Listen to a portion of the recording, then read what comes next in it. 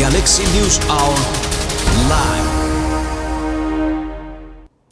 राष्ट्रिय गौरवको आयोजना फनिएको प्रस्तावित निजगढ अन्तर्राष्ट्रिय विमानस्थलको अवलोकन गर्न सत्ता गठबन्धनका शीर्ष नेताहरू हुल बाँधेर आज बारा पुगे।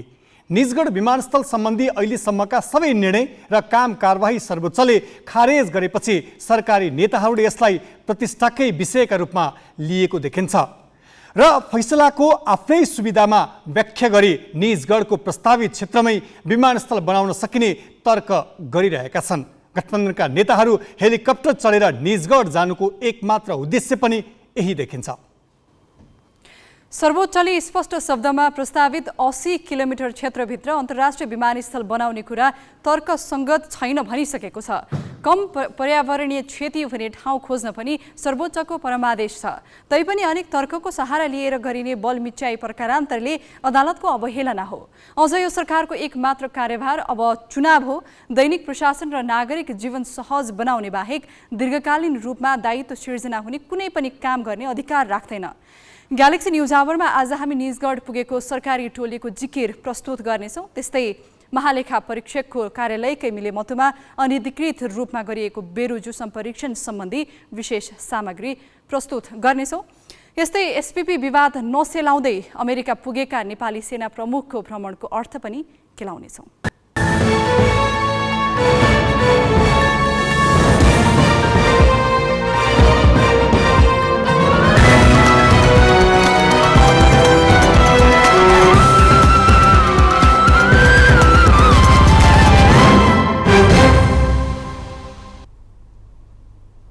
नमस्कार, यो ग्यालेक्सी न्युज आवर। अब हेडलाइन्स।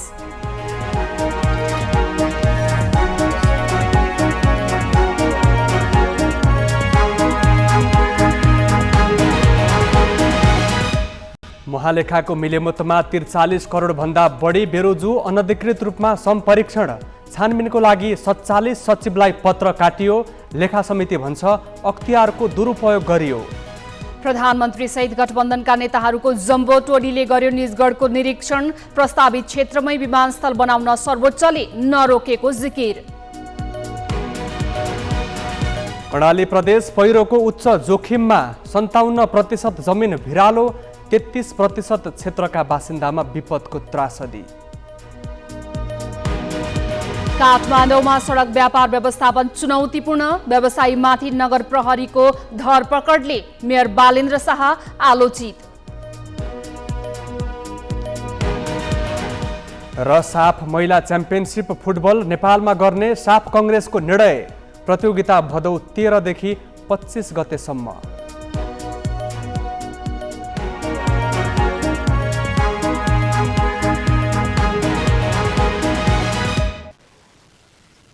महालेखा परीक्षकको कार्यालयले नेपाल सरकारका विभिन्न मन्त्रालय एवं मातहत निकायको ठूलो बेरुजु रकम प्रक्रिया नै नपुर्याई गुपचुप तवरबाट लगतबाटै हटाइदिएको भेटिएको छ। संसदको सार्वजनिक लेखा समितिमा महालेखाको वार्षिक प्रतिवेदनबारे छलफल भइरहेका बेला समितिलाई थाहै नदिई महालेखा परीक्षकको कार्यालय र ती निकायका अधिकारीको मिलेमतोमा ठूलो रकम लगतबाट हटाइएको कागजातले देखाएको छ। संसदीय समितिले यसमा गम्भीर घोटालाको आशंका गरी छानबिन थालेको छ। साथै यसलाई संसदको अवहेलना र अख्तियारको दुरुपयोग ठहर गरी 47 निकायका सचिवसँग 3 दिनभित्र सम्पूर्ण विवरण र कागजात मगाएको छ। ती पदाधिकारीमाथि कारबाहीको प्रक्रिया समेत अघि बढाउने समितिका पदाधिकारीले बताइरहेका छन्। ग्यालेक्सी संवाददाता सृजना घिमिरेको रिपोर्ट। करदाता कार्यालयको लेखा परीक्षण हुँदा एउटा कम्पनीबाट करिब 4.5 करोड रुपैयाँ कर असुल्न बाँकी देखिएपछि महालेखाले त्यसलाई बेरुजु कायम गरेको थियो। सुरुमा त्यो कर छली प्रकरण कसरी भयो त्यो हेरौँ। चुरोट उत्पादन गर्ने कम्पनी सूर्य नेपाल प्रालीले 2070-71 मा अर्को होल्डिङ कम्पनीबाट 2 अर्ब 46 करोड 45 लाख रुपैयाँ ऋण लियो। त्यसबापत उसले 19 करोड 8 लाख ब्याज पनि भुक्तान गर्यो। तर ऋण दिने कम्पनीले त्यो ब्याज पाएको देखिँदैन। अझ सूर्य नेपालले जसबाट ऋण लिएको हो उसैलाई 2 पटक गरी 3 अर्ब 63 करोड 36 लाख रुपैयाँ सापट्टि दिएको देखिन्छ। तर त्यो सापट्टि बापत ब्याज पाएको छैन। सूर्य नेपालले लिएको ऋण र दिएको सापटी बापतको ब्याज हिसाब गर्दा 4,47,77,000 रुपैयाँ कर लाग्ने देखियो। कर छल्न गरिएको यस चलाखीको भेद खुलेपछि महालेखाले ब्याजसहित असुल्नु पर्ने भनी वार्षिक प्रतिवेदनमा बेरुजु कायम गरेको थियो। तर महालेखा परीक्षकको कार्यालयले ठूला करदाता कार्यालयको एउटा चिठीका भरमा लगतबाट बेरुजु हटाइदिएको छ। यस्तै हिमाल पावर लिमिटेडको 37,92,59,60,000 रुपैयाँ बराबरको बेरुजु रकम पनि यही तरिकाले फर्च्योट गरिदिएको छ। यी केही उदाहरण मात्र हुन्। यस्ता कयौं प्रकरण छन्। वार्षिक प्रतिवेदनले बेरुजु किटान गरेको रकम गुपचुप मिलान गरिएको छ। सम्बन्धित कर्मचारीलाई कारबाहीबाट जोगाउन र अनियमितता गुपचुप मिलाउन यो बाटो रोजेको हुन सक्ने संसदको सार्वजनिक लेखा समितिको बुझाइ छ। अनधिकृत रूपमा उहाँहरूले ती इस्युहरूमा चाहिँ आफ्नै तरिकाले बेरुजु हटाउने काम जुन गरेको छ त्यो एउटा एकदम खेदजनक र एउटा यो चाहिँ अख्तियारको दुरुपयोग गरेको अवस्था हामीले बुझ्छौँ। यसमा चाहिँ ठुलो घोटाला भएको हुनसक्ने स्थिति बन्छ, किनभने त्यहाँ करोडौँ असुल उपर गर्ने भनेको हुन्छ। त्यो कुराहरू चाहिँ असुल उपर नगरिकन छुट दिएको अवस्थामा चाहिँ त्यसको जिम्मेवारी कसले लिने त? सम्बन्धित व्यक्तिले, सम्बन्धित संस्थाले त्यसको आधिकारिक प्रमाणपत्र पाइसकेपछि र लगतबाट यो बेरुजु हटाइसकेपछि अब समितिमा छलफल गर्नुको के औचित्य रहन्छ? त्यसैले यसमा चाहिँ समितिको कार्यक्षेत्रमाथि नै प्रश्न उठाएको अवस्था देखियो। कतिपय बेरुजुमा बिल भरपाई मिलान वा पेस्की फर्च्योट गरेर मात्र पुग्दैन, सम्बन्धित कर्मचारीलाई कारबाही पनि गर्नुपर्ने हुन्छ। कतिपय असुल उपल गर्नुपर्ने बेरुजुमा ब्याज हर्जना र अरू प्रकारका शुल्क जोडेर लिनुपर्ने हुन्छ। यसबाट उन्मुक्ति दिन संसदीय समितिले प्रतिवेदनमा छलफल नहुँदै हिसाब मिलाउने गरेको र त्यसमा महालेखा पनि सहयोगी बन्ने गरेको देखिएपछि लेखा समितिले यसमा छानबिन गर्ने भएको छ र विभिन्न मन्त्रालय र आयोग गरी करिब 47वटा निकायका सचिवलाई पत्र नै लेखेर समितिले सम्पूर्ण विवरण बुझाउन भनेको छ। बेरुजु लगतबाट हटाउने, सम्परीक्षण गराउने कामहरू गरेको भन्ने आधिकारिक कागज प्रमाणहरू समितिमा उपलब्ध भइसकेपछि हामीले अहिले हिजो मात्रै 3 दिनको म्याद दिएर उहाँहरूलाई हामी पत्रचार गरिरहेका छौँ। उहाँहरूले त्यसरी अनधिकृत रूपमा बेरुजु फर्सेट गरेको देखियो, प्रमाणबाट त्यो कुरा पुष्टि भइसकेको छ। सम्बन्धित कार्यालयहरूले पनि त्यो कुरा स्वीकारिसकेको अवस्था हो। आर्थिक कार्यविधि तथा वित्तीय उत्तरदायित्व ऐनमा महालेखा परीक्षकबाट लेखा परीक्षण भई प्रारम्भिक प्रतिवेदनमा उल्लेखिएका बेरुजु फर्च्योट गर्न सम्बन्धित कार्यालयले 35 दिनको समय पाउँछन्। त्यसमा नगरे थप 30 दिनको समय दिन सकिने ऐनमा व्यवस्था छ। तर त्यस अवधिमा पनि फर्च्योट नगरे संसदीय समितिमा सरकारी अधिकारीले जवाफ दिनुपर्छ र समितिको अनुमतिमा मात्र सम्परीक्षण गरिएको बेरुजु लगतबाट हटाउन मिल्छ। तर यहाँ केही ठूला कम्पनी र ठेक्कासँग सम्बन्धित बेरुजु संसदमा यो प्रक्रिया छलेर अनधिकृत रूपमा सम्परीक्षण गराएको पाइएको छ। प्रारम्भिक कागजातले यो रकम 43 करोड देखाए पनि अझै बढ्न सक्ने देखिएको छ। केही संस्थाहरू, कम्पनीहरूले विशेष गरी चाहिँ यो कर फर्स्योट गर्ने कुरामा, भन्सारको दरबन्दीहरूमा फेरबदल गरेका कुराहरूमा बढी यस्तो क्रियाकलापहरू भएको हामीले देखेका छौँ। अन्य मन्त्रालयहरूले पनि आफ्नो बेरुजुहरू जस्तो ठेक्कापट्टाको सम्बन्धमा असुल गर्नुपर्ने भनेका बेरुजुहरू चाहिँ हटाएको भन्ने कुराहरू आएको हुनाले हामीले यसलाई अगाडि बढाएका छौँ। जस्तो यो अहिले भनौँ न, योभन्दा अगाडिको चाहिँ अहिले अब पेस भएको 58 प्रतिवेदन, 57 प्रतिवेदन, 56 प्रतिवेदनमा विशेष गरी अर्थ मन्त्रालय अन्तर्गत धेरै बेरुजुहरू छ। करिब सबै मन्त्रालयको भन्दा पनि उहाँहरूको 51% बेरुजु रहेको हुनाले अत्याधिक रूपमा त्यहाँबाट त्यस्तो कारोबार भएको हामी देख्छौँ। त्यसैले हामीले केन्द्रीकृत गरेको चाहिँ त्यसरी अनधिकृत रूपमा चाहिँ बेरुजु फर्सेट गरेको कुरालाई चाहिँ समितिले अब आफ्नो अध्ययन अनुसन्धानको दायरामा ल्याउने कोसिस गरेको छ। हामी यसलाई अगाडि बढाउँछौँ। यसैबीच हामीले पूर्व कार्यवाहक महालेखा परीक्षक सुखदेव भट्टराई खत्रीलाई सोधेका छौँ। संसदीय समितिमा छलफल भइरहेको प्रतिवेदनको बेहोरा नै फरक पर्ने गरी लगतबाट बेरुजु हटाउने कार्य कति गम्भीर हो र यसका पछाडिको नियत के हुन सक्छ? जुन कारबाही गर्नुपर्ने अनियमित अङ्क असुल गर्नुपर्ने ठुला प्रकृतिका बेरोजुहरू चाहिँ नि त्यसरी रिपोर्ट परिसकेपछि कि 35 दिनभित्रै महालेखाले आफ्नो प्रतिवेदन पार्नुभन्दा अगाडि नै चाहिँ त्यसलाई निरूपण गर्नु पर्यो। प्रतिवेदन 35 दिन नागिसकेपछि लेखा उत्तरदायी अधिकारीले सम्बन्धित मन्त्रीलाई जानकारी दिएर महालेखा परीक्षा कार्यालयले आफ्नो प्रतिवेदन पारिसकेपछि राष्ट्रपतिज्यू मार्फत चाहिँ संसदमा जाने कुरोलाई त्यसलाई बिचमा चाहिँ नि त्यो अङ्कहरूलाई तोडमोड गर्न पाइँदैन, त्यहाँ फरफारक गर्न अथवा सम्परीक्षण गर्न पाइँदैन। हिजोको दिनमा कतिसम्म स्थिति थियो भने पेस्की फर्चोट भएका र असुल गर्नुपर्ने कुराहरू चाहिँ नि अगाडि नै हुन्छ भनेदेखि सार्वजनिक लेखा समितिले चाहिँ नि यसमा केही गर्नु नपर्ने फर्चोट भइसकेछ भन्ने किसिमको परिपाटी हिजोको दिनमा रहेको हुनाले अहिले पछिल्ला दिनमा पनि त्यसैलाई अलिकति अनुसरण गर्न खोजिएको यदाकदा सुनिएको छ। तर त्यो चाहिँ नि जुन वित्तीय उत्तरदायी जुनले व्यवस्था गरे अनुसार चाहिँ नि सार्वजनिक लेखा समितिको माध्यमबाट एकद्वारै प्रणालीबाट मात्रै यसलाई सम्परीक्षण गर्न पाइन्छ, नत्र बिचमा प्रतिवेदन परिसकेका कुरालाई थपगढ गर्न झिक्न अथवा त्यसलाई उ गर्ने अङ्कहरू चाहिँ नि उ गर्ने पाउने स्थिति छैन। अहिले बिचमा जुन प्रतिवेदनमा परिसकेपछि चाहिँ नि त्यसलाई भनौँ न बेरोजुक फर्चोट गर्ने होइन, असुल गरेको पेस्की जुन सामान्य प्रकृतिको हुन्छ नि विगतमा सार्वजनिक लेखा समितिले नै के गरिदियो भने कस्तो जवाफ आएको छ भन्दाखेरि चाहिँ नि पेस्की फर्चोट भइसक्यो, रकम असुल भइसक्यो, यसको कारबाही टुङ्गिसक्यो हुनाले केही गर्न नपर्ने भनेर जुन सार्वजनिक लेखा समितिको इजलासले जुन संसदले चाहिँ नि त्यस्ता किसिमका हल्का फुल्का रूपमा हिजो लिइदिँदाखेरि चाहिँ नि यो अहिले यो बढेको हो जुन कार्यविधि अनुसार चाहिँ नि अलिकति कानुन सम्मत गरिदिने हो भने त्यो स्थिति रहँदैन, यसमा सुधार आउनुपर्छ। यसै पनि महालेखा परीक्षकको कार्यालयका कर्मचारी र नेतृत्वमाथि अहिले गम्भीर प्रश्न उठेका छन्। स्वयं महालेखा परीक्षकले संसदीय समितिमा आफ्ना कर्मचारीले सिडिओ र न्यायाधीशबाट समेत घुस खाने गरेको खुलासा गरेका छन्। यही बेला महालेखालाई थप विवादित बनाउने अर्को प्रकरण बाहिर आएको छ। यसले संसदको थप प्रभावकारी भूमिका खोजेको छ। अब केही न्युज संक्षेपमा। नेकपा एकीकृत समाजवादी पार्टीले तत्काल बागमती प्रदेशको मुख्यमन्त्री नछोड्ने भएको छ। मुख्यमन्त्री राजेन्द्र पाण्डेलाई हटाउन सत्ता गठबन्धनकै नेपाली काङ्ग्रेस र माओवादी केन्द्रले हस्ताक्षर सङ्कलन गरेकोमा एकीकृत समाजवादीका अध्यक्ष माधव कुमार नेपालले मुख्यमन्त्री तत्कालै परिवर्तन नहुने बताएका छन्। अध्यक्ष नेपालले आज पार्टी कार्यालयमा बागमती प्रदेशको संसदीय दलको बैठकलाई सम्बोधन गर्दै मुख्यमन्त्री फेर्ने नफेर्ने निर्णय गठबन्धनको शीर्ष तहले गर्ने बताए। उनले गठबन्धनमा अहिले मुख्यमन्त्री परिवर्तनको कुरै नभएकाले मुख्यमन्त्री पाण्डेलाई राजीनामा नदिन भनेको पार्टी प्रवक्ता जगन्नाथ खतिवड़ाले जानकारी दिए।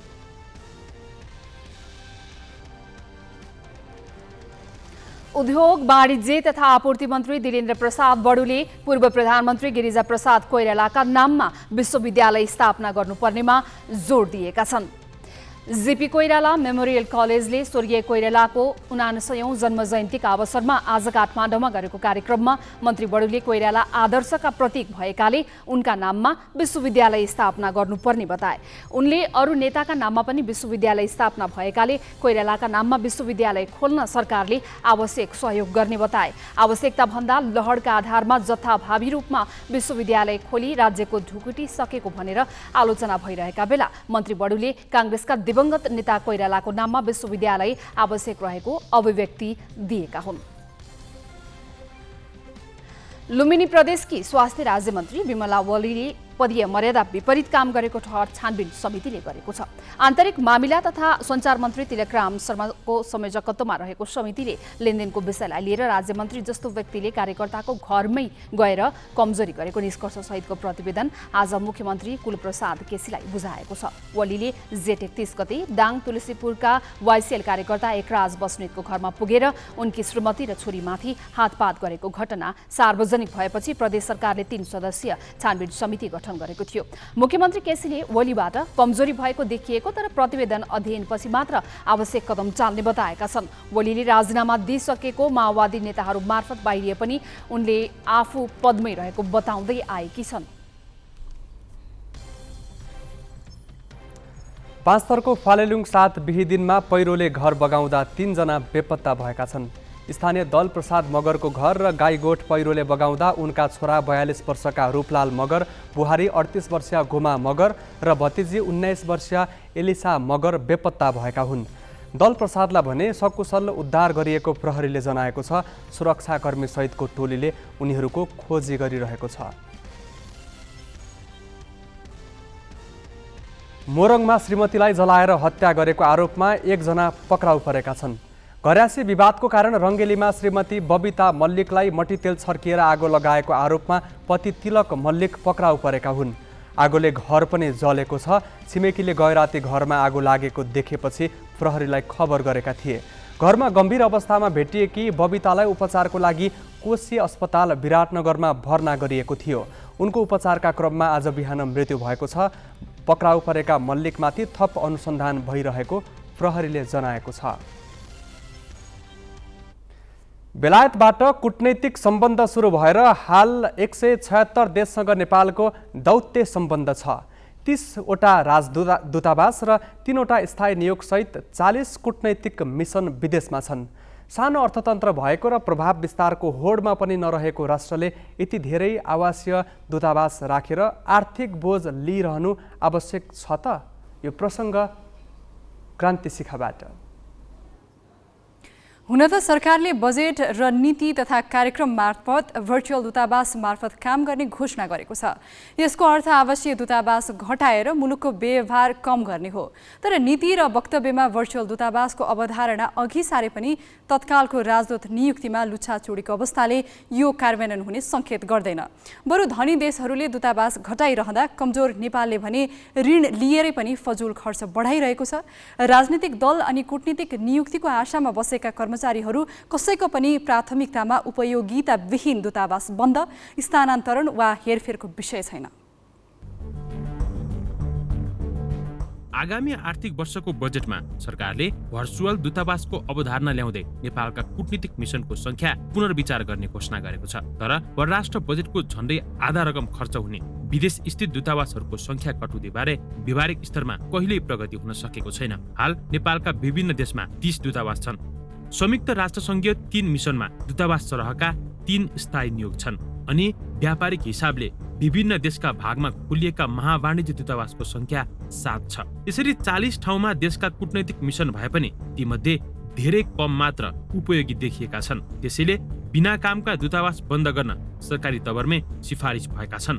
युवराज खतिवडा अर्थमन्त्री हुँदा दूतावास संख्या कटौती गर्ने बारे बजेटमै घोषणा भएको थियो। त्यस लगत्तै देशको लगानी भए पनि प्रतिफल दिन नसकेका दूतावास कटौतीका लागि सरकारद्वारा गठित समितिले सुझाव नै दियो। त्यसपछि सरकारले बनाएको कूटनीतिक सम्बन्धबारे सुझाव दिन गठित समितिले पनि दूतावासबारे पुनरावलोकनको सुझाव सहितको प्रतिवेदन प्रधानमन्त्रीलाई बुझाएको थियो।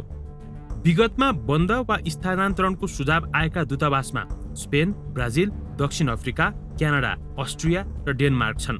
तर न त्यो सरकारले यी सुझाव कार्यान्वयन गर्यो न अहिलेको सरकारले नै गर्न चाहेको छ। बरु त्यहाँ पनि राजदूतहरू नियुक्त गरिसकेको छ। युरोपमा भएको धेरै दूतावासहरू पछिल्लो दिनमा त्यति धेरै प्रभावकारी देखिरहेको छैन।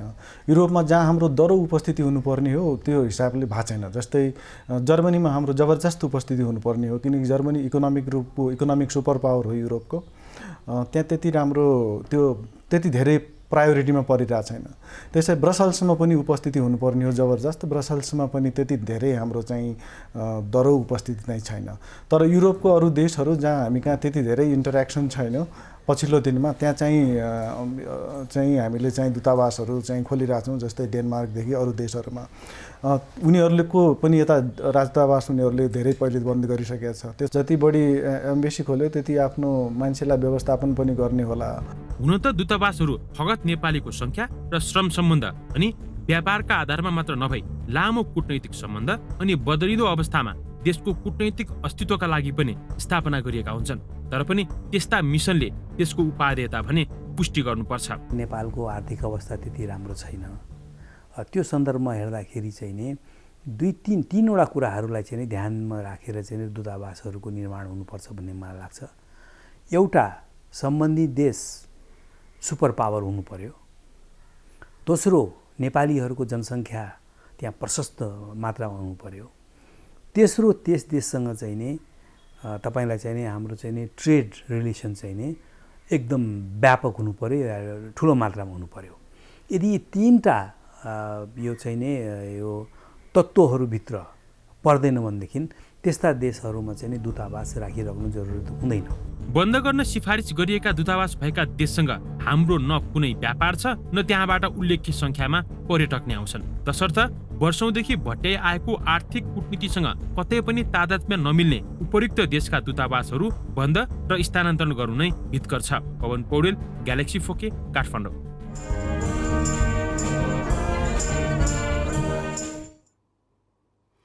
पूर्व प्रशासक रुद्रप्रसाद नेपाल नेतृत्वको उच्चस्तरीय कार्यदलले 6 देशका दूतावास बन्द गर्न सुझाव दिएको थियो। हुन पनि कुनै पनि सूचकबाट ती देशमा रहेका दूतावास राख्नुको औचित्य देखिँदैन। अस्ट्रियाबाट पर्यटक आगमनको अवस्था हेर्ने हो भने वर्षमा मुस्किलले 500 पुग्छ। नेपालले त्यस देशमा 24 करोड रुपियाँ बराबरको निर्यात व्यापार गर्छ। एक देशले अर्को देशमा गर्ने व्यापारको हिसाबले यो कुनै उल्लेख्य अङ्क होइन। त्यहाँ दूतावास राख्नुपर्ने एकमात्र कारण संयुक्त राष्ट्रसङ्घमा प्रतिनिधित्वका लागि भनेर सरकारी कर्मचारी तर्क गर्छन्, जबकि त्यही कामका लागि अमेरिकाको न्युयोर्क र स्विजरल्यान्डको जेनेभामा पनि आवासीय नियोग छँदैछन्। अस्ट्रियामा पनि युरोपका अरू देशमा भएका हाम्रा दूतावासले प्रतिनिधित्व गर्न नसक्ने होइनन्, तर केही व्यक्तिको जागिरका लागि सरकारले ठूलो विदेशी मुद्रा खर्चिरहेको छ। दक्षिण अमेरिकी देश ब्राजिलबाट वर्षमा जम्मा 400 पर्यटक भित्रिन्छन्। निर्यात मुस्किलले 54 करोड पुग्छ। उत्तर अमेरिकी देश क्यानाडाले नेपालसँग न व्यापार सम्बन्ध रहेको न अरू कुनै उपयोगिता रहेको भने यहाँ भएका सबै प्रकारका कार्यालय नै बन्द गर्यो। उसले दिल्ली स्थित हाई कमिसनबाट नेपाल हेर्छ, तर नेपालका तत्कालीन मुख्य सचिव भोजराज घिमिरेले निवृत्त हुनुअघि आफ्ना लागि दूतावास खोल्ने निर्णय गराए। दूतावास स्थापनापछि वार्षिक करिब 1 अर्ब हाराहारीमा रहेको निर्यात व्यापारमा न सुधार आएको छ न त्यहाँबाट आउने पर्यटक नै 1000 कटेका छन्। स्क्यान्डिनेभियन देश डेनमार्कले खर्च कटौतीको नीति अनुसार नेपालबाट दूतावास हटाइसकेको छ, तर हामीले डेनमार्कमा दूतावास राखिरहेका छौँ, जहाँबाट वर्षमा 500 पर्यटक पनि आउँदैनन्। निर्यात व्यापार 66 करोड हाराहारी छ। छेवैका जर्मनी, फ्रान्स र बेल्जियममा दूतावास हुँदाहुँदै स्पेनमा किन छुट्टै दूतावास चाहिएको भन्ने कुराको जवाब सरकारसँगै छैन। जहाँ 26 करोड निर्यात व्यापार हुन्छ भने 2000 पर्यटक पनि त्यहाँबाट आउँदैनन्। अफ्रिका महादेशमा एकमात्र दूतावास रहेको र उच्चस्तरीय समितिले केन्याको नैरोबी सार्न सुझाव दिएको दक्षिण अफ्रिकातर्फ नेपालको व्यापार जम्मा 48 करोड छ अनि पर्यटकको अवस्था थप निराशाजनक छ। वर्षमा जम्मा 200 पर्यटक दक्षिण अफ्रिकाबाट नेपाल आउने गरेका छन्। यसैबीच सरकारले परराष्ट्र मामिला सम्बन्धमा सुधारका लागि सुझाव दिन गठन गरेको उच्च स्तरीय कार्यदलका एक सदस्य शम्भुराम सिमखडालाई सोधेका छौँ, तपाईहरूले दिएको सुझाव किन कार्यान्वयन नगरिएको होला? दूतावासहरू कहाँ राख्ने, कसरी राख्ने भन्ने सरकारले पहिला आफ्नो परराष्ट्र नीतिको प्राथमिकताका आधारमा भर पर्छ। भारत, चीन, अमेरिका, संयुक्त राष्ट्रसङ्घ यो 4वटा दूतावासलाई मैले स्ट्रेटेजिक मिसन भनेको छु। जापान भन्नुहोस्, जर्मनी भन्नुहोस्, बेलायत भन्नुहोस्, EU भन्नुहोस्, रुस भन्नुहोस्, फ्रान्स भन्नुहोस्, यी देशहरूमा चाहिने सक्रिय राजदूतावास र राजदूत भयो भने त्यहाँ चाहिँ आर्थिक कूटनीति हुन्छ, अरू कुराहरू हुन्छन् भन्दाखेरि दोस्रो क्याटेगोरी त्यो हो। हाम्रो प्राथमिकताहरू के हुन्, त्यसमा हामीले चाहिने त्यो देशसँग अथवा ती ठाउँहरूमा राजदूतावास भएका ठाउँहरूमा हाम्रा चाहिने प्रमुख मुद्दाहरू के हुन्, व्यापार हो कि राजनीतिक सम्बन्ध हो कि अरू कुराहरू हुन् कि इन्भेस्टमेन्ट हो कि टेक्नोलोजी हो कि के भने कामदार हुन् कि प्रविधिमा जुन किसिमको नयाँ परिवर्तन आयो त्यसले गर्दाखेरि कूटनीतिलाई कसरी त्यसले प्रभावित गर्छ भन्ने कुरा अध्ययन गरेर अब चाहिने कयौँ ठाउँमा अब तपाईँको सानसाना देशहरूले तपाईँले सही कुरा भन्नुभयो, उनीहरूले हरेक ठाउँमा आफ्नो मिसन खोल्न सकिँदैन। त्यसरी उनीहरू मिलेर एउटाले एक ठाउँ खोल्ने, अर्कोले अरू ठाउँ खोल्ने, क्यारिबियन कन्ट्रीको कतिको त्यस्तो एरेन्जमेन्ट छ भन्दाखेरि त्यो चाहिँ नि अब तपाईँको हाम्रो त्यतातिर अहिले खासै ध्यानै गएको जस्तो मलाई लाग्दैन। अहिले त खालि के भने दूतावास खोलेर आफ्नो मान्छे पठाउने अध्ययन र त्यो किसिमको अनुसार निर्णय भए देख्नुहुन्छ र तपाईँ? सरकारी खर्चमा सपरिवार विदेश बस्ने र डलरमा तलब भत्ता खाने केही व्यक्तिको चाहना पूरा गर्न राज्यको ठूलो स्रोत साधन खर्च गरिरहनु कुनै पनि कोणबाट औचित्यपूर्ण मान्न सकिँदैन। त्यसैले अनावश्यक संरचना हटाएर मितव्ययी बाटो सरकारले रोज्नै पर्छ। अब केही न्युज संक्षेपमा। सरकारले मूल्यवृद्धि आफ्नो नियन्त्रण बाहिर रहेको बताएको छ। महँगी नियन्त्रणका लागि नियमन गर्ने जिम्मेवारीको वाणिज्य आपूर्ति तथा उपभोक्ता संरक्षण विभागले आज पत्रकार सम्मेलन गरी मूल्यवृद्धि सरकारको नियन्त्रण बाहिर रहेको बताएको हो। विभागका महानिर्देशक लीला प्रसाद शर्माले देशभित्र खपत हुने खाद्यान्न र कच्चा पदार्थको 90% हिस्सा विदेशबाट आयात हुने र खाद्यान्न निर्यात गर्ने देशमै महँगी बढेकाले मूल्यवृद्धि सरकारको नियन्त्रण बाहिर रहेको बताए। उनले पेट्रोलियम पदार्थको मूल्य एक वर्षमा 104% बढेकाले पनि महँगी अकासिएको बताए। सरकारले आगामी आर्थिक वर्षको बजेट मार्फत आधाभन्दा बढी वस्तुको अन्तशुल्क बढाएकाले पनि महँगी बढेको विभागको बुझाइ छ। सरकारले बजेट मार्फत 1400 समूह मध्ये 771 समूहका वस्तुको अन्तशुल्क बढाएको छ। साफ महिला च्याम्पियनसिप फुटबल नेपालमा हुने भएको छ। बङ्गलादेशको ढाकामा आज बसेको साफ कङ्ग्रेसले च्याम्पियनसिप नेपालमा गर्ने निर्णय गरेको हो। च्याम्पियनसिप भदौ 13 देखि 25 गतेसम्म हुनेछ। नेपालले यसअघि 5औं संस्करणको महिला साफ आयोजना गरेको थियो। विराटनगरमा भएको उक्त साफको उपाधि भारतले जितेको थियो। साफ कङ्ग्रेसमा नेपालबाट एन्फा महासचिव किरण राई, एनआरटीका अध्यक्ष सुन्दर नरसिंह जोशी र एन्फाका पूर्व सदस्य विकास नारायण श्रेष्ठले भाग लिएका छन्। कङ्ग्रेसले 17 वर्ष मुनिको साफ च्याम्पियनसिप श्रीलङ्कामा गर्ने निर्णय गरेको छ। बागमती प्रदेश न्यू डायमन्ड कप खुल्ला महिला राष्ट्रिय भलिबल प्रतियोगिताको उपाधि विभागीय टोली नेपाल पुलिसले जितेको छ। कृतिपुरमा आज भएको फाइनलमा पुलिसले अर्को विभागीय टोली एपीएफ क्लबलाई हरायो। एपीएफ पुलिससँग 3-0 को सोझो सेटमा पराजित भयो। पहिलो सेट 25-16 ले जितेको पुलिसले दोस्रो सेट 27-25 र तेस्रो सेट 25-19 को स्कोरमा आफ्नो पक्षमा पार्यो। 4 टिमले प्रतिस्पर्धा गरेको प्रतियोगितामा पुलिस अपराजित रहँदै च्याम्पियन बनेको हो। पुलिसले 5 लाख रुपैयाँ पुरस्कार पायो। उपविजेता एपीएफले 2,50,000 रुपैयाँ प्राप्त गर्यो। रुसले युक्रेनको दक्षिणी ओडेसा क्षेत्रमा क्षेप्यास्त्र प्रहार गर्दा 12 वर्षे बालकसहित 21 जनाको मृत्यु भएको छ। आक्रमणमा 6 जना बालबालिका सहित 38 जना घाइते भएको युक्रेनी अधिकारीलाई उद्धृत गर्दै अन्तर्राष्ट्रिय सञ्चार माध्यमले जनाएका छन्। आक्रमणमा मारिएका 16 जना 9 तले भवनमा बसेका थिए। स्थानीय समयअनुसार राति 1 बजे त्यहाँ क्षेप्यास्त्र प्रहार भएको समाचारमा उल्लेख छ। सोही गाउँ स्थित एउटा रिसोर्टमा भएको अर्को आक्रमणमा एक बालकसहित 5 जनाको मृत्यु भएको अधिकारीले बताएका छन्। रुसले केही दिन यता युक्रेनी सहरमा लगातार क्षेप्यास्त्र प्रहार गरेको छ। क्रेमलिनका प्रवक्ता दिमित्री पेस्कोभले भने रुसले सर्वसाधारणलाई लक्षित गरी हमला नगरेको दाबी गरेका छन्।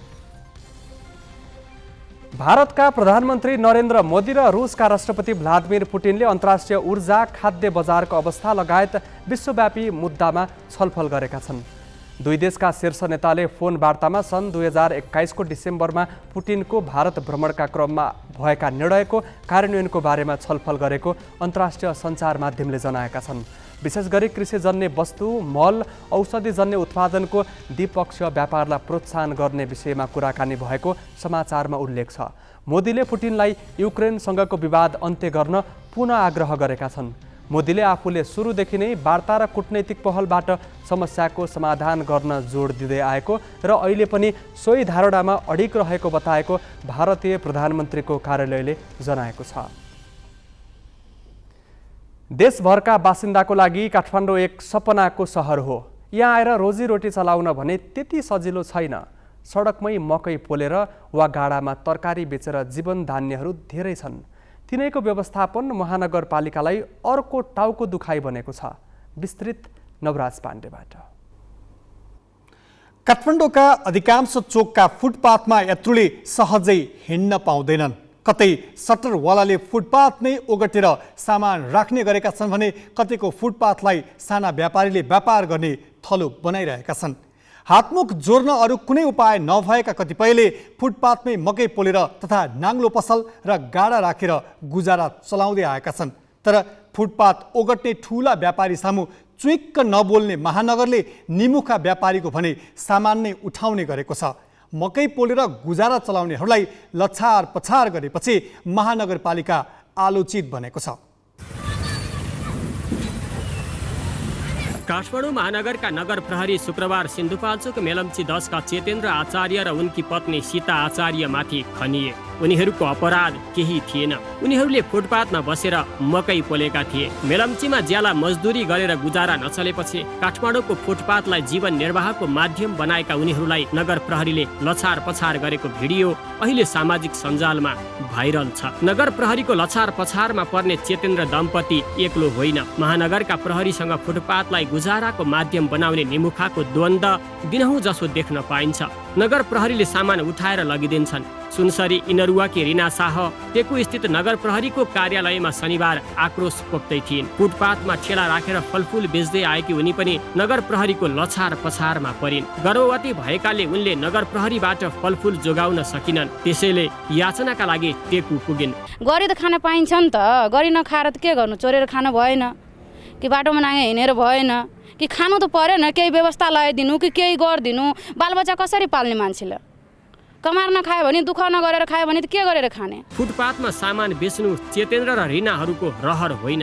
व्यवसाय गर्न सटर भाडा तिर्न सक्ने अवस्था छैन। नगर प्रहरीको आँखा छल्नु बाध्यता बनेको छ। नगर प्रहरीले कतिपय बेला नदेखेको अभिनय गरिदिन्छन्। त्यस बापत पैसा लिने गरेको फुटपाथ व्यवसायी हाक्का हाक्की बताउँछन्।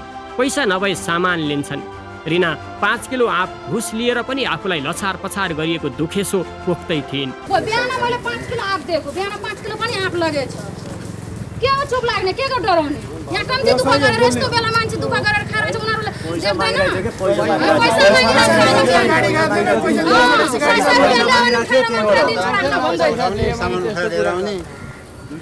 बिहान पनि मैले 5 किलो दिएर पठाएँ। कमसेकम भन्नु पर्छ।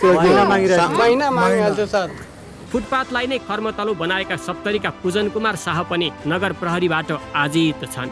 नगर प्रहरीले तेस्रो पटक ठेलागाडा उठाइदिएपछि उनी आक्रोश पोख्दै गरेको अवस्थामा भेटिए। सरकारले रोजगारी दिन नसकेको अवस्थामा आफूहरूले परिवार पाल्ने केही विकल्प नभएर व्यवसाय गर्दा अनावश्यक पीडा सहनु परेको पूजनको गुनासो छ। दिनभरि नै बेच्छ। मेन रोडमै पैसा जसले महिनाको 5000 ठुल्ठुलो बोतल किनेर ल्याइन्छ सबैलाई, तिनीहरूले मजाले बेच्छन्। अनि यो अब पैसा पेल्न पाएन भने त्यो एकदम अन्याय, जरा हालिदिने। पैसा चाहिँ न त हालिदिन्छु, बेलुका 7 बजे होइन 8 बजीसम्म ड्युटी बसेर भए पनि भोलिपल्ट उसले पैसा उठाउनु पाउनु पर्यो क्या। काठमाडौँमा फुटपाथको समस्या आजको होइन।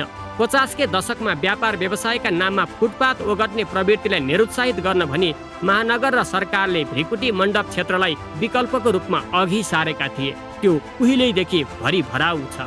महानगरको टेकु स्थित हाता फुटपाथ व्यापारीबाट उठाएका रिक्सा र ठेलाले भरिन लागेको छ। बिक्रीका लागि राखिएका सामान महानगरले हर्जना लिएर फिर्ता दिए पनि साइकल, रिक्सा, गाडा, धक तराजु भने दिने गरेको छैन। हाम्रो जागिर छैन, केही छैन, सटरमा बस्ने हाम्रो क्षमता छैन। अब बस्न दिउन्जेल बस्ने, नदिएपछि अब उसले पनि एउटा व्यवस्था तालता गर्छ कि अब जुन आए पनि यस्तै हो, हामीलाई लखट्ने नै हो। सटर व्यवसायी र घर कवल निर्माण गर्नेहरूले खुलमखुला पेटी अतिक्रमण गरेकामा भने महानगरले थाहा नपाएको झैँ गर्दै आएको छ। बढ्दो बेरोजगारी र गरिबीमा सरकार गम्भीर नबनेकाले फुटपाथ व्यवसाय समाधान हुनै नसक्ने समस्या जस्तो बन्न पुगेको छ। क्यामेरामा रिके सिंहका साथ अक्षर काका, ग्यालेक्सी फोके, काठमाडौँ। अहिले रोपाईको समय छ, तर किसानले रोपाईका लागि रासायनिक मल पाउन सकिरहेका छैनन्। सरकारले मल कहिले पाइन्छ भन्ने जवाफ दिन सकेको छैन। प्रमुख प्रतिपक्षी नेकपा एमालेका अध्यक्ष केपी शर्मा ओलीले किसानलाई मल उपलब्ध गराउन नसक्ने कृषि मन्त्रीले राजीनामा दिनुपर्ने बताएका छन्। उनले मल अभावको समस्यामा आवाज नउठाएको भनी पार्टीको भातृ संस्था किसान महासंघलाई ढिण्डाइको काल भनी टिप्पणी गरेका छन्। संस्था भनेको देख्दाको डाल ढिँडाको काल हुँदैन। गाउँघरतिर भन्छ नि देख्दाको डाल ढिँडाको काल। देख्दा ज्यान ठुलो छ, ढिँडो खान्छ यति, काम चाहिँ केही हुँदैन। त्यस्तो हुनु हुँदैन। मल पाउँदैन, तपाईँहरू चुप लागेर खाना तेल हालेर बस्नुहुन्छ। मल ल्याउन चाहिँ बाध्य बनाउनु पऱ्यो नि सरकारलाई। कि त दुनियाँमा त मल दिएन भनेदेखि त कृषि मन्त्रीले तत्काल राजीनामा गर्नुपर्छ। के हेरेर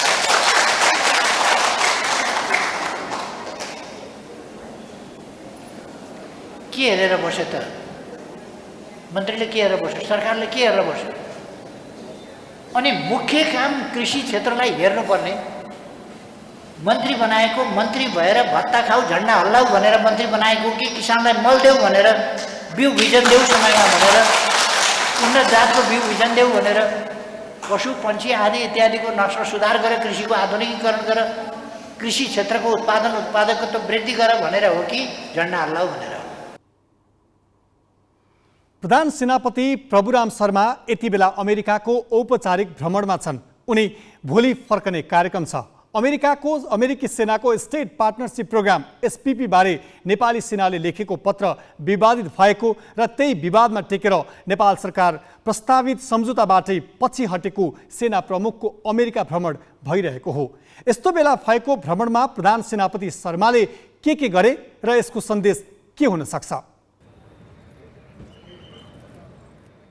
असार 13 गतेदेखि अमेरिकाको औपचारिक भ्रमणमा रहेका प्रधान सेनापति प्रभुराम शर्माले शुक्रबार न्युयोर्क स्थित संयुक्त राष्ट्र संघीय मुख्यालय भ्रमण गरे। त्यहाँ उनले राष्ट्रसङ्घका उच्च पदस्थ पदाधिकारीसँग भेटवार्ता गरे। सैनिक जनसम्पर्क निर्देशनालयका अनुसार उनले त्यहाँको सैन्य मामला कार्यालयका सैन्य सल्लाहकार बिरामे दियोप, शान्ति स्थापना कार्य सञ्चालन विभागका उपमहासचिव जापियर लाक्रोई, कार्य सञ्चालन सहायता विभागका उपमहासचिव अतुल खारे र राजनीतिक तथा शान्ति निर्माण मामिलाका उपमहासचिव रोजमेरी डिकार्लोलाई छुट्टा छुट्टै भेटे। अमेरिकी रक्षा मन्त्रालय पेन्टागनमा नेपाल अमेरिका सैन्य सहकार्यबारे पनि छलफल भयो। यी भेट र वार्ताहरूमा पारस्परिक सम्बन्ध एवं राष्ट्रसङ्घीय शान्ति मिसनका विविध पक्षमा कुरा भएको जङ्गी अड्डाले जनाएको छ। यस्ता भ्रमणले द्वन्द्वग्रस्त मुलुकमा शान्ति स्थापनार्थ खटिएका नेपाली सैनिकको भूमिका तथा हौसला अभिवृद्धि हुने सैनिक मुख्यालयको भनाइ छ। तर सेना प्रमुख शर्मा यस्तो समयमा अमेरिका पुगेका छन् जतिखेर दुई देशबीचको सैन्य साझेदारी सम्बन्धी विषय विवादमा परेको छ। अमेरिकाको स्टेट पार्टनरशिप प्रोग्राम एसपीपीमा आबद्ध हुन सेनाले पठाएको पत्र सार्वजनिक भएपछि सडकदेखि सदनसम्मै चर्को आलोचना भएको थियो। सेना प्रमुख नै गएर संसदको अन्तर्राष्ट्रिय सम्बन्ध समितिमा सैन्य साझेदारी सम्बन्धी सम्झौता नहुने भनी आश्वस्त तुल्याउनु परेको थियो। अमेरिकी सरकारले यस्ता सहयोगहरू यो स्टेट पार्टनरशिप प्रोग्राम अन्तर्गतबाट दिने र सजिलो हुने भन्ने कुरा भएको हुँदाखेरि त्यो प्रोग्राम अन्तर्गतको यी मानवीय सहायताहरू नेपालमा ल्याउने लक्ष्यको साथ गरिएको हो, न कि यो कुनै नेपालको परराष्ट्र नीतिको बर्खिलाफ जाने र सैनिक गठबन्धन गर्ने कुराको होइन। यही बीचमा मन्त्री परिषदले एसपीपी सम्बन्धी प्रस्तावित सम्झौताको प्रक्रियाबाट पछि हट्ने निर्णय गरेको छ। सरकारले अमेरिकी सेनाले प्रस्ताव गरेको एसपीपीमा सहभागी नहुने निर्णय गरेको 7 दिनमै प्रधान सेनापति शर्माले गरेको अमेरिका भ्रमण अर्थपूर्ण छ। यो एसपीपी कार्यक्रमबाट बाहिर निस्केको हुनाले प्रधान सेनापतिलाई त्यहाँको अधिकारीहरूले यो के कस्तो किन कारणले भयो के होला भन्ने एउटा जिज्ञासा राख्ने स्वाभाविक हुन्छ एउटा। दोस्रो चाहिँ प्रधान सेनापतिले यो हाम्रो सैनिक सम्बन्ध र सैनिक जुन हाम्रो अब मित्रतालाई चाहिँ कायमै राख्न, सैनिक सहयोगलाई कायम राख्न चाहिँ एउटा एकदम महत्त्वपूर्ण भूमिका खेल्नुपर्छ। हुन त शर्माको यो भ्रमण एसपीपी विवाद सतहमा नआउँदै तय भएको हो, तर यस भ्रमणलाई एसपीपी कार्यान्वयनकै अङ्गका रूपमा कतिपयले अर्थ्याएका थिए। शर्माको भ्रमण लगत्तै प्रधानमन्त्री शेरबहादुर देउवा राजकीय भ्रमणमा जाने सम्मको तयारी गरिएको थियो। प्रधानमन्त्रीको भ्रमणको विषय अहिले सेलाए पनि प्रधान सेनापति शर्मालाई अमेरिकाले कसरी स्वागत गर्यो र यस सिलसिलामा के कस्ता कुराकानी भए भन्ने चाहिँ चासो र जिज्ञासाको विषय छ। शिखा श्रेष्ठ, ग्यालेक्सी 4K, काठमाडौँ। वर्षा लागेपछि कर्णालीवासीलाई पहिरोको चिन्ता थपिन्छ। पहिरोको उच्च जोखिममा रहेको कर्णाली प्रदेशमा 57% भिरालोमध्ये 33% जमिनका नागरिक जोखिमयुक्त बस्तीमा बस्ने गरेको सरकारी तथ्याङ्क छ। यस वर्ष मनसुन सुरु भए यता कर्णाली प्रदेशका विभिन्न ठाउँहरूमा पहिरो झरेको छ। अति प्रभावित क्षेत्रका बासिन्दा बाढी पहिरोको उच्च जोखिममा छन्। बाढी पहिरोबाट कर्णाली प्रदेशमा 10 वर्षको अवधिमा मात्र झण्डै 10 अर्ब 94 करोड 17 लाख आर्थिक क्षति भएको छ। कर्णालीका 10 जिल्लामा 220 स्थानमा पहिरो गइसकेको छ। कर्णाली प्रदेश प्रहरीको तथ्याङ्क अनुसार 2073 साल यता मात्र 292 जनाले पहिरोबाट ज्यान गुमाइसकेका छन्, जसमा 440 जना घाइते र 26 जना बेपत्ता छन्। पहिरोबाटै 2116 जना नागरिक विस्थापित भएका छन्। जम्मा 2488 वटा घटनाहरू घटेछ। विपदको घटना भनेको बाढी पहिरो यी गरेर 2488, अनि यसमा चाहिँ 3157 घर क्षति भएका छन्। मानिसको मृत्यु 185, घाइते 252, यो 3 वर्ष 76 देखि 79 सम्मको है अहिलेसम्मको। अनि बेपत्ता 25 जना छ, अनि विस्थापित चाहिँ 1785 घर भएका छन् हैन मानिसहरूको। कर्णाली प्रदेशका अधिकांश स्थानमा वातावरणीय प्रभाव मूल्याङ्कन बिनै भिरालो जमिनमाथि जथाभावी सडक खन्दा जोखिम उच्च बनेको हो। धेरै जस्तो पहिरो, सडक निर्माण र बस्ती विस्तारका कारण गएका छन्। आन्तरिक मामिला तथा कानुन मन्त्रालयले 2077 साल यता मात्र झण्डै 27 करोड रकम विपद प्रतिकार्यमा खर्च गरिएको जनाएको छ।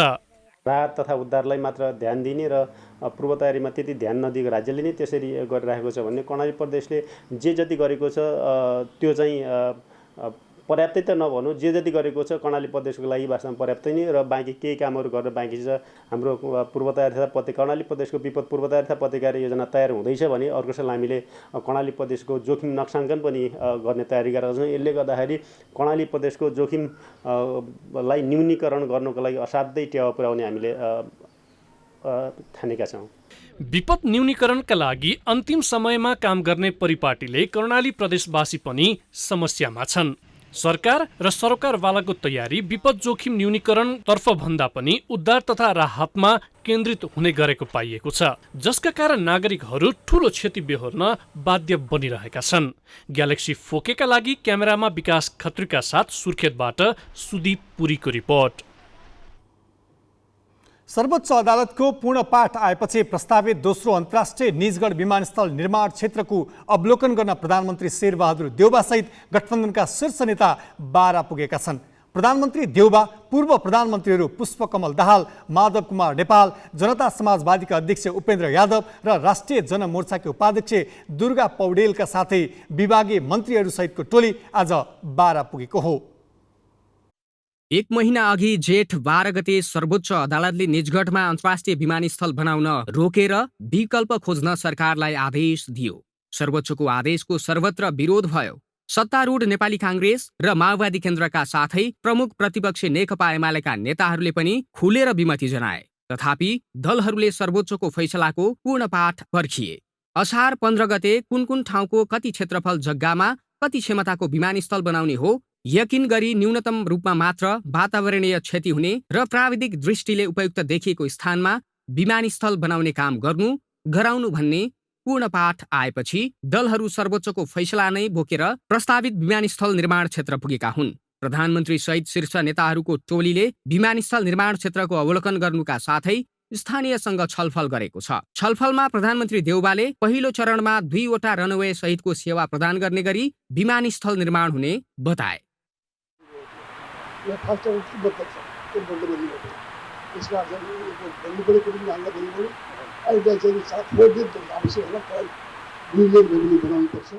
नेताहरूले निजगढको विकल्प नरहेको जनाउँदै सर्वोच्चको फैसला बमोजिम नै विमानस्थल निर्माण अघि बढाउने बताएका छन्। माओवादी अध्यक्ष पुष्पकमल दाहालले फास्ट ट्र्याक र दोस्रो अन्तर्राष्ट्रिय विमानस्थल एक आपसमा परिपूरक भएकाले निजगढको विकल्प अन्य स्थान हुनै नसक्ने बताए। फास्ट ट्र्याकको डीपीआर बनाउँदाखेरि नै निजगढ इन्टरनेसनल एयरपोर्टको आवश्यकतालाई मध्यनजर गरेर गरिएको हो। यो कुरा पनि हामी सबैले मनन गरेकै कुरा छ। त्यसकारण त्यसको औचित्य पुष्टिको निम्ति र भोलिका दिनमा, किनभने यो राष्ट्रिय गौरवको एक खालको ड्रिम प्रोजेक्ट पनि हो, गेम चेन्जर भनिन्छ। देशको अर्थतन्त्रमा एउटा गुणात्मक परिवर्तन ल्याउन सक्ने यो प्रोजेक्ट पनि हो।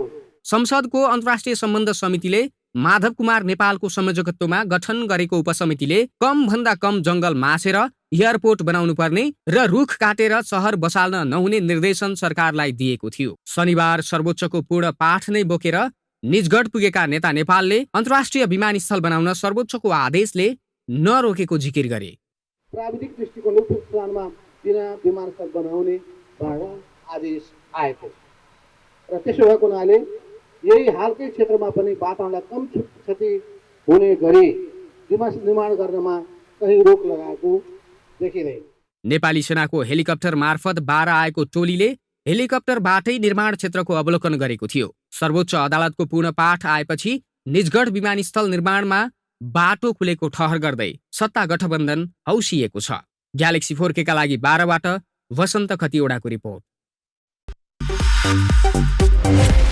बिजनेस न्यूज का साथ में नेपा टॉप सब ठीक ठाक। नेपा टॉप सब ठीक ठाक।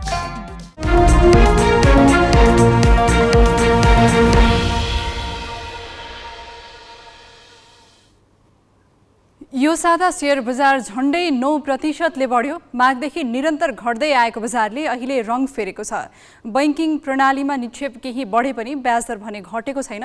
राष्ट्र बैंकले यही महिनाको अन्तिम वा साउन पहिलो साता मौद्रिक नीति ल्याउँदैछ। रङ फेरेको बजारले घट्दो ट्रेन्ड फेर्छ वा फेर्दैन, मौद्रिक नीति कुर्नुपर्ने हुन्छ। बजार बढे पनि मौद्रिक नीतिको प्रतीक्षाका कारण कारोबार रकममा वृद्धि हुन सकिरहेको छैन। शेयर बजार परिसूचक अहिले 2028 अङ्कमा छ। आइतबार 1862 अङ्कमा खुलेको नेप्से शुक्रबारसम्म आइपुग्दा 8.95% बढेर 2000 माथि पुगेको हो। बजेट सार्वजनिक भएपछि निरन्तर घटेको बजारले गत साता 1800 बिन्दु परीक्षण गरेर रङ बदलेको थियो। त्यसलाई निरन्तरता दिँदै नेप्सेले यो साता उच्च अङ्कको छलाङ मारेको हो। 6 दिनमा 10 अर्ब 49 करोडको शेयर किनबेच भयो। लगानीकर्ताको सम्पत्ति 2 खर्ब 38 अर्ब रुपैयाँले बढ्यो।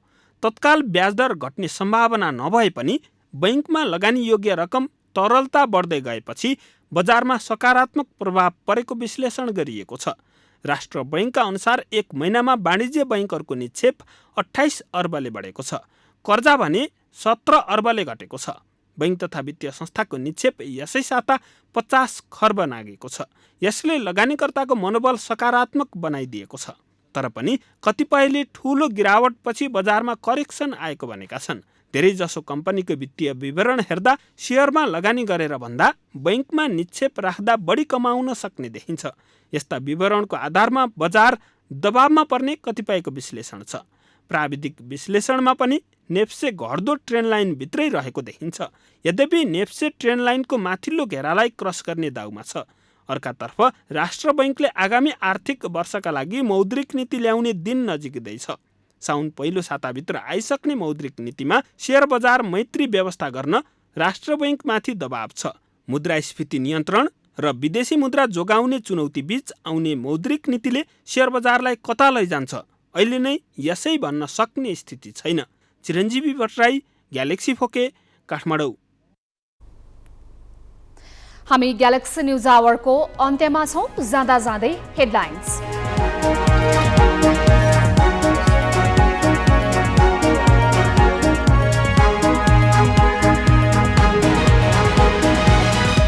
महालेखाको मिलेमतमा 43 करोड भन्दा बढी बेरोजु अनधिकृत रूपमा सम्परीक्षण। छानबिनको लागि 47 सचिवलाई पत्र काटियो। लेखा समिति भन्छ अख्तियारको दुरुपयोग गरियो।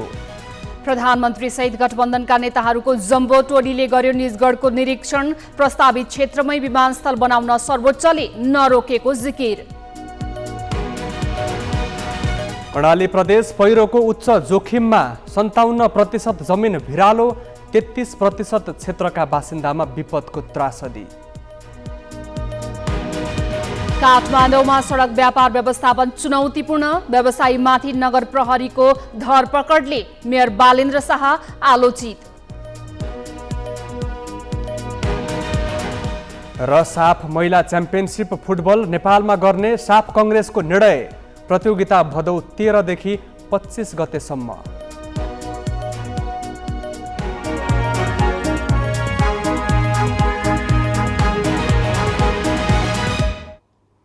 आजलाई ग्यालेक्सी न्यूज आवर सकियो।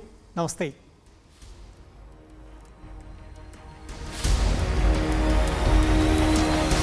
This is Galaxy News Hour live.